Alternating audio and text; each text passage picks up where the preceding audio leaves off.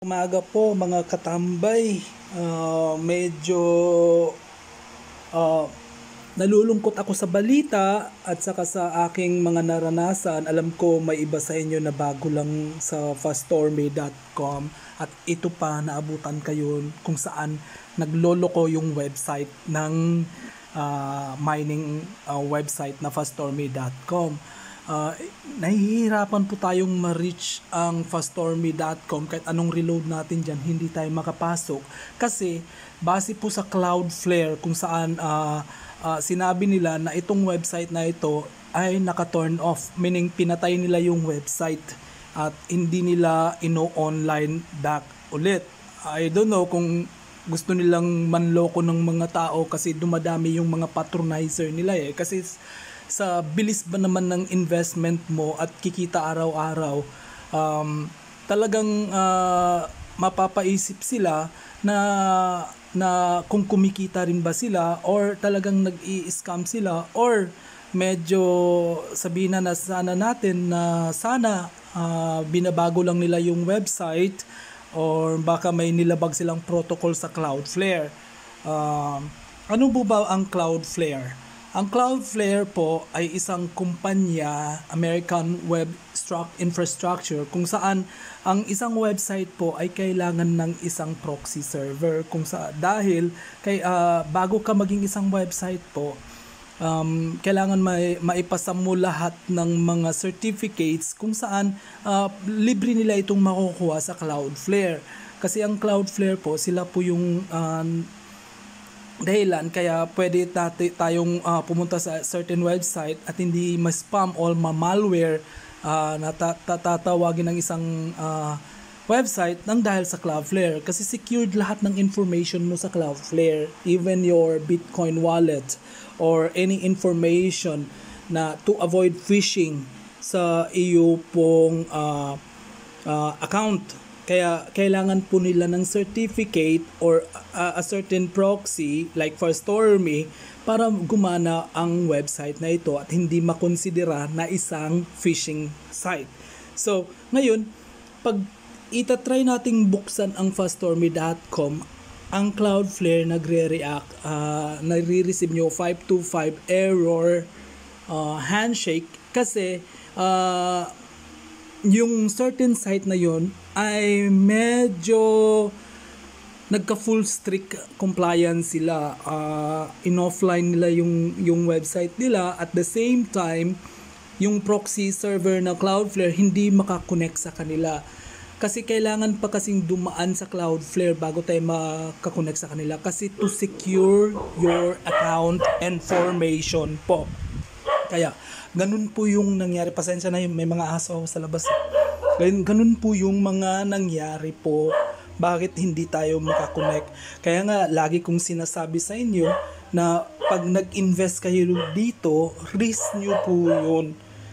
It's up to you kung lalaban ba kayo o hindi. Kasi ang SYIP po, tumatagal lang ito ng 1 buwan, 2 buwan. Pagkatapos bigla nila itong ihihinto or magbabago lang sila ng website. So yun po ang ating hahanapan ng paraan kung itong certain fastorme.com ay magbabago ng website kasi hindi sila pumasa sa SSL certificate at yan yung siguro ginagawa nila ng paraan or sana naman kasi medyo tumakbo na sila kinakabahan, kawawa naman yung mga nag-invest dito na nag-take ng risk. Pasensya na po, yan po talaga lagi ang sinasabi ko. Kung sugarol kayo o gusto nyo sumugal, mag-invest kayo, pero risk nyo po yan.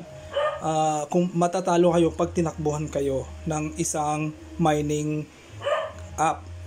Nag-post po si Idol James na maalam na po si Fastorme. Sinasayaw na po siya ngayon nung mga nagsasayaw ng kabaong. Di ko alam kung mabubuhay pa ba siya, pero sa ngayon ay isinasayaw na siya.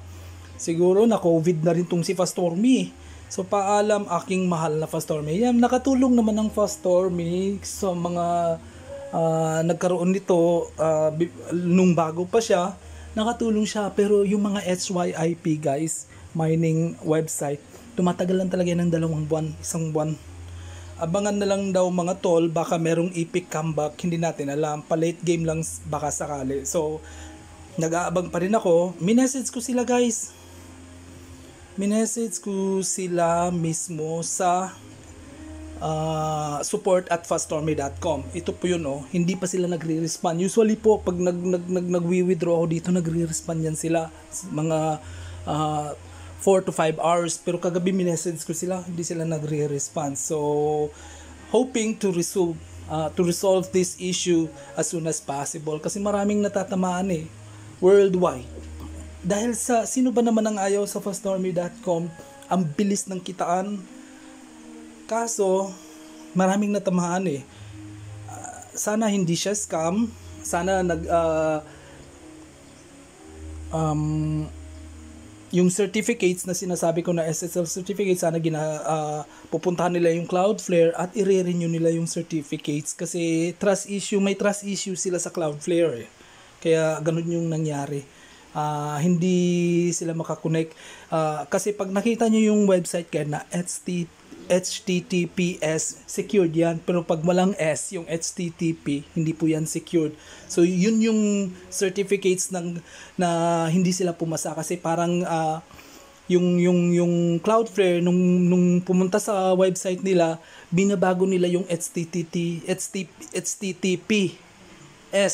Tinanggal nila yung S, kaya medyo merong silang certificate issues sa Cloudflare. Ito po yun. Tinan nyo. Hindi ako makalagin dyan. Yan po ang nakikita ko lagi. Kahit anong gawin ko. According naman to Cloudflare, base dito, according to them, this page, https www.faststormy.com is currently offline. See? However, because of the site uses Cloudflare's always online technology, you can continue to serve a snapshot of the site. But actually now hindi natin sila mabubuksan. Offline sila. Kaya yun yung nangyayari dito. Hindi natin sila masite. Sana ma-resolvehan to as soon as possible at hindi na siya bumabay kasi marami talaga po ang natatamaan ng certain attack ng FastStormy. Wag naman sana. Kawawa naman yung mga taong na-scam nito. At sana katulad din siya ng ibang mining app na nagbago lang ng website. So guys, monitor natin yung situation ngayon. Sa mga nakapag-invest, ako na ang humingi ng pasensya kasi talagang minsan binigyan ko talaga ng time din to eh. Ako rin mismo eh. Binigyan ko rin to ng time. Hindi naman natin hawak yung HYIP na website na to at sana ma-resolve din to as soon as possible. So shout out po sa mga nag-subscribe. Don't worry po, at the end of this month continuous pa rin yung sinasabi ko sa inyo na bibigyan ko yung mga nag-subscribe, nag-like, nag-share ng video na to, nag-comment sa baba na 0.0007 BTC at the end of this month at saka 50 pesos load sa dalawang subscriber na mapipili ko po. As of this moment, marami ako dito guys sa mining up na kung saan kumikita ako. Genius Change, meron din ako. Kumikita ako dyan kasi investment site to eh. So nag-invest ako ng pera dito. So yan muna guys, update ko lang kayo kung ano ang nangyari sa faststormy.com, kung babalik pa ba ito o hindi. So stay tuned lang tayo guys. Wag po tayo mawalan ng pag-asa. So take care and have a great day. Good day, stay at home. Social distancing po tayo.